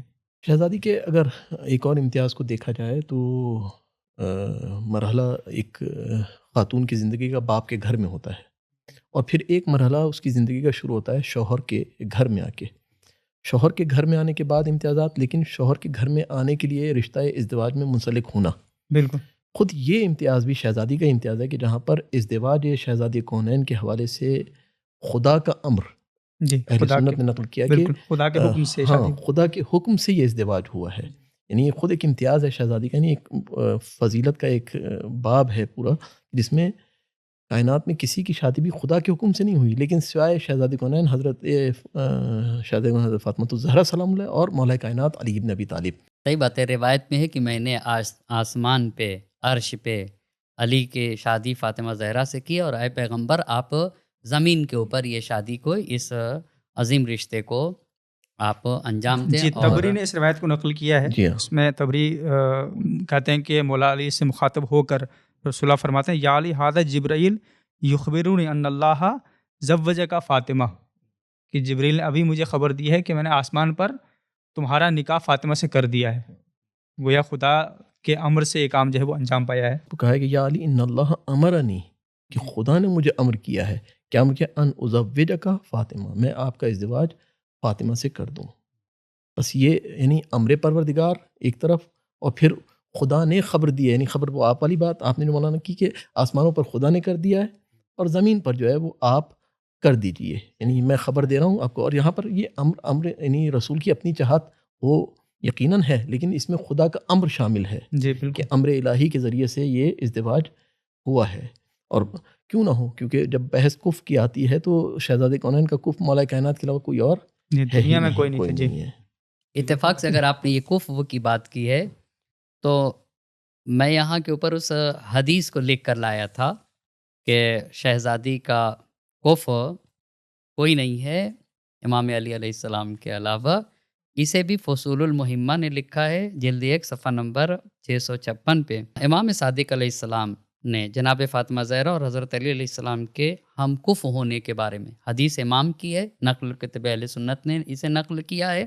چھٹے امام کی حدیث ہے، لولا ان اللہ تبارک و تعالی خلق امیر المؤمنین لفاطمۃ ما کان لها کفو علی ظہر الارض من آدم، کہ اگر اللہ سبحانہ و تعالیٰ نے شہزادی کونین کے لیے امیر المومنین علی علیہ الصلاۃ والسلام کو خلق نہ کیا ہوتا تو حضرت آدم سے لے کر اب تک زمین کے اوپر کوئی ان کا کف بنا ہوتا، کف نہ جی ہوتا۔ بالکل، اب تک جو گفتگو کی ہم نے آپ کی شخصیت کے جو مختلف پہلوؤں کو بیان کیا ہے، آپ کی فضیلت کے جو مختلف پہلوؤں کو بیان کیا ہے، اور اس عنوان سے بھی کہ پوری امت کے لیے آپ کو اسوہ حسنہ اسوہ کاملہ قرار دیا گیا ہے، آپ کی رضا کو رضا الہی قرار دیا گیا ہے، پیغمبر اکرم نے آپ کو اپنے وجود کا ٹکڑا قرار دیا ہے، آپ کا احترام کس طرح سے کیا کرتے تھے، اور ظاہر ہے کہ اس احترام کو امت پر واجب قرار دیا گیا ہے، اچھا، قرآن کی احترام صریح کا آیات انداز بھی بھی ہے۔ بڑا عجیب ہے، یعنی رسول سے معذرت اس روایت کو ذکر کرنا ضروری یوں ہے کہ جو روایت کے الفاظ ہیں اور اہل سنت نے نقل کیے ہیں ان الفاظ کو، کہ جب بھی بی بی زہرا آتی تھی قاما الیہا جی بالکل، و اجلسا، ہاں ہاں، اٹھ کر آپ کی طرف جاتے تھے، نہ کہ کھڑے ہو جاتے تھے اور کھڑے ہو کر استقبال کرتے، نہیں، کھڑے ہوتے تھے اور بڑھتے تھے آپ کی طرف، اور بڑھنے کے بعد اپنی جگہ پر آپ کو بیٹھاتے تھے۔ یہ خود ایک بہت بڑا امتیاز، یعنی ایک فضیلت کا بہت باب ہی ہے۔ اچھی بات کہی۔ اب جب کفو کی بات آئی تو یہ روایت بھی قابل غور ہے کہ حضرت عمر ابن خطاب نے یہ فرمایا ہے کہ علی ابن ابی طالب کو 3 ایسی چیزیں دی گئیں کہ اگر ان میں سے کوئی ایک مجھے دی گئی ہوتی تو سرخ بال والے اونٹوں سے بہت افضل ہوتا وہ۔ جی یعنی عرب میں، ابھی اس کو بتانے کے لیے اس حدیث کو اتنا بتانا ضروری ہے، عرب میں جس انسان کے پاس 5 اونٹ ہوتے تھے اس کو مالدار مانا جاتا تھا۔ صحیح، 5 اونٹ ہونا مالدار سمجھا جاتا تھا، اس پہ زکوٰۃ ہے دین میں۔ صحیح، جس ایسے ہی انسان کے پاس 5 اونٹ ہوں اس کے اوپر زکوٰۃ ہے۔ تو 5 اونٹ جس کے پاس ہو وہ بڑا مالدار ہے، جیسے آج قیمتی گاڑی جس کے پاس ہوں، 5 ہوں، 5 گاڑیاں، بالکل 5 گاڑیاں بڑی بڑی، وہ 1 کروڑ کی جو گاڑیاں ہوتی ہیں، 5 ہوں تو ویسے وہ مانا جاتا تھا۔ تو حضرت عمر ابن خطاب کے ان کے جملے پڑھ دیتا ہوں۔ اس کو یہ بھی بتانا چاہتا ہوں کہ انہوں نے کہاں سے، یہ المستدرک علی الصحیحین جلد 3 حدیث نمبر ہے 4632، یہ حدیث ہے وہاں کے اوپر۔ حضرت عمر ابن خطاب کا بیان ہے، لقد اعطی علی بن ابی طالب 3 خصال لأن تکون خصلۃ منها احب الی۔ روایت کے آگے کہ علی بن ابی طالب علیہ السلام کو 3 چیزیں عطا کی گئیں کہ اگر ان میں سے میرے پاس کوئی ایک بھی ہوتی تو سرخ بال والے اونٹوں سے افضل ہوتا۔ یعنی سرخ بال والے کتنے بھی اونٹ دیے جاتے وہ میرے لیے اتنا اہم گویا نہیں کہ تھا۔ یہ فخر و مباحات کے لیے بھی اس طرح سے تعبیر استعمال ہوتی تھی کہ اس سے بڑی فضیلت، اس سے بڑی فخر کی چیز میرے لیے نہیں ہوتی۔ جی ہاں بھائی، یہ بھی روایت ہے کتب اہل سنت میں کہ خود حضرت عمر بھی رشتہ لے کر، حضرت ابو بکر پہلے لے کر آئے تو پیغمبر نے رد کر دیا، اور جب جا کے حضرت عمر سے بتایا کہ ایسے کہا ہے تو حضرت عمر نے حضرت ابو بکر سے کہا کہ تم کو پیغمبر نے رد کر دیا ہے، تمہیں ٹھکرا دیا تمہارے رشتے کو۔ تو حضرت ابو بکر نے حضرت عمر سے کہا کہ اچھا تم لے کر جاؤ، دیکھیں کیا کرتے ہیں۔ تو جو جملہ حضرت ابو بکر سے کہا تھا وہی جملہ کس سے کہا؟ حضرت عمر سے کہا دیکھا تم کو بھی ٹھکرا دیا۔ اب حضرت عمر کی یہ بات کہنا چاہتا ہوں، حضرت عمر ابن خطاب کی یہ بات، کہا کہ علی کو 3 ایسی فضیلت ہے کہ ایک بھی ملی ہوتی تو میرے فخر کے لیے کافی تھا۔ پہلی فضیلت یہ ہے کہ ان کی شادی نبی کی بیٹی فاطمہ زہرا سلام اللہ علیہا سے ہوئی ہے۔ یہ بڑا افتخار ہے، بالکل بالکل صحیح ہے، یہ بڑا افتخار ہے، حکومت سے افضل ہے اور دوسری چیزوں سے افضل ہے کہ قیمتی اونٹ ہوں، نہیں نبی کی بیٹی ہوں میرے پاس۔ یہ دوسری بات یہ ہے کہ آپ بہتر جانتے ہیں کہ علی و فاطمہ کا گھر نبی کے پہلو میں تھا، مسجد کے ساتھ نبی گرامی کے پہلو میں علی و فاطمہ کا گھر تھا۔ کہا کہ دوسری فضیلت ہے کہ مسجد النبی میں نبی کے پہلو میں علی و فاطمہ کا گھر تھا، اور وہ بھی کیسا گھر تھا علی و فاطمہ کا؟ ایسا گھر تھا کہ مسجد میں جو چیز رسول کے لیے حلال تھی وہ علی و فاطمہ کے لیے حلال تھی۔ جو چیز مسجد میں رسول خدا کے لیے، وہی جو بتایا نا کہ کل اور جز کا قاعدہ اور قانون اور یہ سب ایک سلسلہ ہے، یہ ان کے الفاظ ہیں۔ پہلی بات کہ نبی کی بیٹی فاطمہ کی شادی علی مرتضیٰ سے، دوسری بات یہ کہ مسجد النبی میں نبی کے پہلو میں علی و فاطمہ کا گھر، اور نبی کے لیے مسجد میں جو جو چیزیں حلال، آنا جانا اگر وہاں سے تو ان کے لیے بھی حلال تھیں۔ اور تیسری بات یہ کہی کہ جنگ خیبر میں علم جو علی کو دیا، کاش کہ مجھے ملتا۔ کاش کہ وہ مجھے ملتا، جی اور اس میں عجیب بات ہے، میں کہوں کہ میں اللہ کو چاہتا ہوں، میں رسول کو چاہتا ہوں، یہ کوئی کمال تھوڑی ہے، پر اللہ اور رسول کسی کو کہیں کہ ہم انہیں چاہتے ہیں، اس میں یہی تو ہے کہ لَأُعْطِيَنَّ الرَّایَةَ غَدًا رَجُلًا کرارن كَرَّارًا غیر غَيْرَ فَرَّارٍ يُحِبُّ اللَّهَ وَرَسُولَهُ وَيُحِبُّهُ اللَّهُ وَرَسُولُهُ، کہ جو کرار ہوگا، غیر فرار ہوگا، جو اللہ اور رسول سے عشق کرتا ہوگا، اور اللہ اور رسول بھی اس اس سے سے کیا محبت کرتے ہیں، کرتے ہوں گے، اس بالکل. سے محبت اور دوستی کرتے ہوں گے. یہ ہو گئی بات یہاں تک. اس کا مطلب یہ ہوگا کہ اگر ہم لوگ اپنی باتوں کو جمع کریں تو پہلا امتیاز یہ ہے کہ آپ کی خلقت کا اہتمام کیا گیا. یہ آپ کا پہلا امتیاز ہوا کہ پیغمبر پاک کو معراج پہ بلایا. دوسرا امتیاز یہ ہے کہ آپ نبی کے نزدیک دنیا کی خواتین میں سے سب سے محبوب ہیں. تیسری بات یہ ہے کہ آپ بضعت الرسول ہیں، جو حکم نبی کا ہے وہی حکم کیا ہے، آپ کا ہے. اور اس کے بعد آپ راوی ہیں حدیث کی کیا ہے. اس کے بعد چوتھا امتیاز آپ کا یہ کہتے ہیں کہ اگر زمین کے اوپر علی مرتضیٰ نہ ہوتے تو آپ کا کوئی کفر نہ ہوتا. کف نہ ہوتا، آپ کا کوئی ثانی نہ ہوتا. اور پانچویں بات یہ کہی ہم لوگوں نے کہ آپ حدیث کی راویہ ہیں، اور وہ بھی کیسی راویہ دین کو پہنچانے کے لیے ایک معصومہ جس کے ہاں کسی طرح کے کوئی خطا اور کسی طرح کی کوئی لغزش ممکن نہیں، ایک راویہ بھی ہیں. اور اس کے بعد کی بات یہ کہ آپ خود حدیث آپ سے صادر ہوئی ہیں کہ ایک حدیث اگر آپ مجھے اجازت دیں تو میں اس کو حدیث کو پڑھنا چاہوں گا. خیارکم الینکم مناکبۃ و اکرمہم لنسائہم، سنن ابن ماجہ جلد 2 صفحہ 1096. اس میں یہ ہے کہ تم میں سب سے بہتر یہ ہے کہ جو لوگوں کے ساتھ نرمی سے پیش آتا ہو اور اپنی شریک حیات سے محبت سے پیش آتا ہو اور مہربانی کرتا ہو اپنی شریک حیات کے ساتھ. جی بالکل. تو یہاں تک جو گفتگو کی ہم نے، اتنے امتیازات، اتنے فضائل، اتنے مناقب آپ کو جو ہے وہ اللہ کی رضایت کا، رسول اللہ کی رضا کا معیار قرار دیا گیا ہے. لیکن اس کے بعد بھی ہم دیکھتے ہیں ایک جو اہم سوال یہاں پر اٹھتا ہے. تاریخ جس طرح سے نقل کرتی ہے، کتب اہل سنت اور شیعہ کتابوں دونوں نے جو نقل کیا ہے، وہ پیغمبر اکرم کے بعد جو حالات پیش آئے ہیں، آپ کے ساتھ جو امت کا رویہ رہا ہے، ظاہر ہے کہ وہ ایک سوال ہے. پوری امت کو اس کے بارے میں سوچنا چاہیے کہ ایسا کیوں ہوا ہے. اس کو جو عام طور سے ہم دیکھتے ہیں کہ اس دروازے کو بند کرنے کی کوشش کی جاتی ہے کہ اس کو نہ کھولا جائے، اس پر گفتگو نہ کی جائے، اس پر جو ہے وہ سوال نہ اٹھایا جائے، جبکہ پوری امت مسلمہ کو اس کے بارے میں سوچنا چاہیے کیونکہ معیار غضب پروردگار اور رضا پروردگار شہزادی کونین ہیں. جی اور جو مظالم رسول کے بعد شہزادی کے حق میں ہوئے ہیں ان کا ذکر ہونا ضروری اس لحاظ سے تاکہ حقیقت بہرحال واضح ہو کہ کس نے شہزادی کو غضبناک کیا رسول کے بعد، اور کس سے شہزادی راضی ہو کر کائنات سے گئی ہیں. یہ بہرحال فیصلہ ہونا چاہیے اس عنوان سے. اور خاص کر خود جو شہزادی کا مرثیہ ملتا ہے اس حوالے سے، سبت علیہ مصائب لو انہا سبت الایام سرنا لیالیہ، تو یہ بیان کرتا ہے کہ کیسے آپ کے اوپر جو ہے مصیبتیں نازل ہوئی ہے، کہ آپ نے خود اس طرح سے. بہرحال ہم ان تفصیلات میں نہیں جائیں گے، لیکن بہرحال ایک سوال یہاں پر اٹھانا ضروری ہے، خاص کر ہمارے جو ناظرین ہیں ان کے لیے، کہ وہ خود سوچیں، وہ خود اس کے بارے میں غور و فکر کریں، وہ خود مطالعہ کریں رسول اللہ کے بعد ان حالات کا، ان واقعات کا، تاکہ ان کے ذہن کے دریچے پہ کھلیں اور ہدایت کا جو راستہ ہے ہم سب کے لیے، ان کے لیے بھی واضح ہو. اور حضرت فاطمہ الزہرا کا یہ جو پہلو بیان کیا گیا ہے تاریخ کے اندر، رضایت کا، ان کی رضایت میں رسول اللہ کی، ان کی رضایت میں اللہ کی رضایت ہے، وہ ہمارے لیے بھی واضح ہو اور ہم اس پر جو ہے وہ چل سکیں. لیکن یہ سوال بہرحال باقی رہتا ہے، اور آخری ہم مرحلوں میں گفتگو طرف آئیں گے کہ آپ کی شہادت واقع ہوئی ہے. جی ہاں، شہادت کوئی افسانہ نہیں ہے آپ کا، جی ہاں وہ بالکل. تاریخ میں واضح ہے.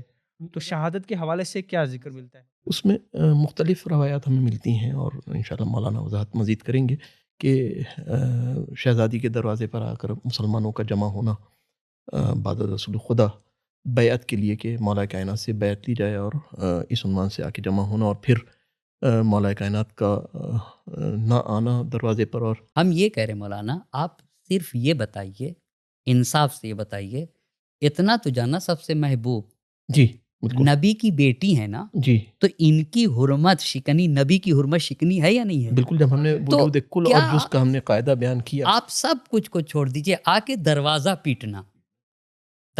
پیٹنا، اور پھر یہ کہنا کہ آگ لگا دی جائے گی دروازے کو، اگرچہ فاطمہ، حسن اور حسین ہی کیوں نہ ہو اس ہاں، دروازے وَإِن وَإِن کا لفظ وَإِن یہ ہوا لفظ، کریں، ہاں آگ لگانا بھی بہرحال ایک در زہرا کو آگ لگانا بھی بہرحال کتابوں میں ملتا ہے ہمیں، لیکن اگر بالفرض ان پہ ہی ہم رک جاتے ہیں، اس کو بھی قبول کر لیتے ہیں، تو بھی یہ جملہ خود حتیٰ کہ حرمت دروازہ سیدہ کونین کے لیے کافی ہے. رسول کی حرمت یعنی جب ہو- حتیٰ کہ حرمت فاطمۃ الزہرا ہوئی ہے تو پھر رسول کی حرمت ہوئی ہے، اور جب رسول کی حرمت پامال ہو گئی تو جس نے پامال کیے اس کے اسلام اور ایمان پر سوال نہیں کرنا چاہیے کہ یہ مومن ہے یا مسلم ہے. نہیں، وہ مسلمان اور ایمان اس کا ختم ہو گیا جس نے بھی یہ حرمت جو ہے وہ پامال کی ہے. بہرحال سننے والے دیکھیں گے ان چیزوں کو، جا کے مزید تتبع کریں گے کتابوں میں تو بہت واضح ہو جائیں گی چیزیں کہ کون کون آیا دروازے شہزادی کونین پر اور اس نے کیا کیا کہا، اور کیونکہ تاریخ بہرحال لکھتی ہے اور محفوظ کر لیتی ہے ساری چیزیں.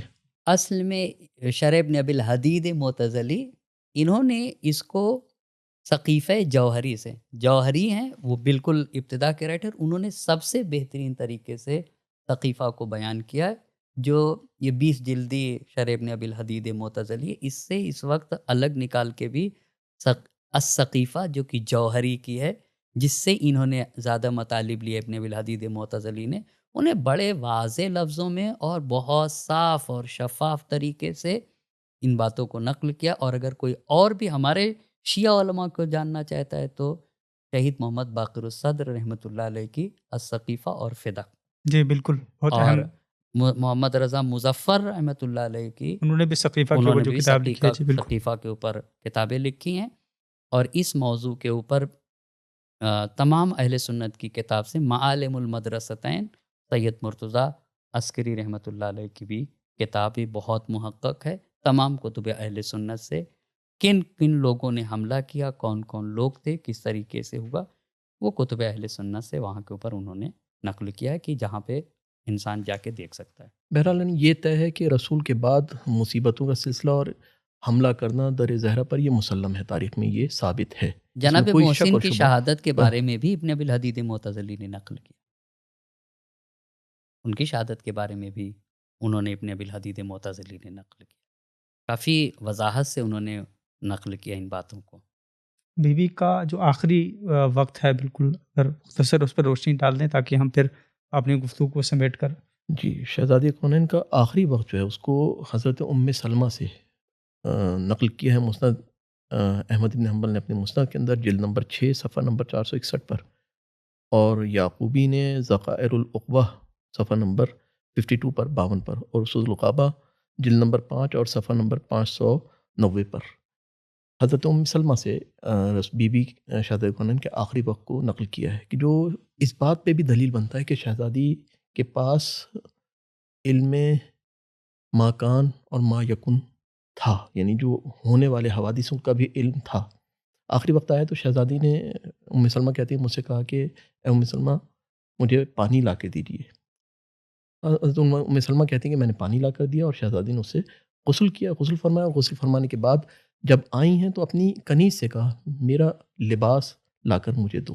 شہزادی نے لباس زیب تن کیا، اور زیب تن کرنے کے بعد اپنے حجرے میں گئیں اور اپنا رخت خواب جو ایک طرف کنارے پر تھا کہا کہ اس کو درمیان میں لگا دو. یہ روایت جو ہے، پوری روایت جو ہے ان تینوں منابع کے اندر موجود ہے. درمیان میں رکھنے کے بعد اس پر تشریف فرما ہوئی، لیٹ گئی، اور لیٹنے کے بعد ام سلمہ کہتی ہیں مجھ سے کہا کہ ام سلمہ میں اپنے رب سے ملاقات کے لیے تیار ہوں، میں جا رہی ہوں، اور میں نے غسل کر لیا ہے، اور اب میرے لباس کو میرے جسم سے غسل کے لیے نہ اتارنا، کیونکہ میں نے اپنی زندگی میں اپنا غسل انجام دے دیا ہے. اور پھر اس کے بعد ام سلمہ کہتی ہیں کہ تسبیح و تحلیل کی آواز آنا ختم ہوئی. اس کے نتیجے میں ہم یہ سمجھ گئے کہ شہزادی اس دنیا سے رخصت ہو گئی ہیں. یہ روایت ان تین اہل سنت کے جید علماء نے اپنی کتاب کے اندر نقل کی ہے، جس میں شہزادی کے آخری وقت کے حوالے سے ذکر کیا گیا ہے. جی مولانا، اگر کوئی آخری نقطہ آپ بیان کرنا چاہتے ہیں تو پھر ہم اپنی گفتگو کو. میرے خیال سے بات مکمل کر دی ہے مولانا نے. اور دیگر روایتوں میں بھی جناب عائشہ سے بھی یہ ہے کہ پیغمبر پاک آخری وقت میں پیغمبر پاک نے جناب فاطمہ زہرا سلام اللہ علیہا کو بلایا، اور بلانے کے بعد راز کی گفتگو کرنے لگے. اور راز کی جب گفتگو کرنے لگے، یہ وفات کے وقت کی باتیں ہیں، تو حضرت عائشہ نے دیکھا کہ وہ فرماتی ہیں کہ پہلو میں بیٹھایا، راز و نیاز کی، فاطمہ رونے لگی، اور اس کے بعد پیغمبر پاک نے کوئی بات کہی جس سے فاطمہ خوشحال ہو گئیں۔ حضرت عائشہ کہتی ہیں کہ میں نے کہا کہ ایسا کیسے ہو سکتا ہے کہ ایک انسان رونے کے بعد فوراً خندہ ہو جائے، یہ کیا راز ہے؟ پیغمبر نے آپ سے کون سی راز کی باتیں کہی ہیں؟ تو جناب زہرا سلام اللہ علیہ نے یہ صحیح بخاری باب مرض و رسول اللہ میں یہ بات ہے، جناب فاطمہ زہرا سلام اللہ نے کہا کہ میں اپنے والد کے راز کو ظاہر نہ کروں گی۔ وہاں کے اوپر یہ جو روایت ہے بخاری میں، وہاں پہ یہ کہا کہ اپنے والد کے راز کو فاش نہ کروں گے۔ جب رسول خدا رحلت فرما گئے تو جناب فاطمہ زہرا سلام اللہ علیہ نے اس روایت کو، اس راز کو اس طرح سے بیان کیا کہ میرے بابا نے کہا کہ ہر سال جناب جبرائیل امین مجھ پر ایک مرتبہ قرآن لے کر اترتے تھے اور نازل ہوتے تھے، مگر اس مرتبہ 2 مرتبہ قرآن لے کر نازل ہوئے۔ ہاں، اور یہ اس بات کی نشانی ہے کہ میں اب دنیا سے جانے والا ہوں، میری موت نزدیک ہے۔ میں تمہارے لیے، فاطمہ سے کہا جناب فاطمہ زہرا سے، میری موت نزدیک ہے، میں تمہارے لیے بہترین باپ تھا۔ اس کے بعد فرمائے کہ میرے اہل بیت میں سے سب سے پہلے تم مجھ سے ملحق ہوگی۔ فاطمہ زہرا سلام اللہ علیہ نے فرما کر یہ سنا تو گریہ کیا، تو نبی نے فرمایا کہ کیا تم اس بات کے اوپر راضی نہیں ہو فاطمہ کہ تم امت کی تمام خواتین کے سردار ہو؟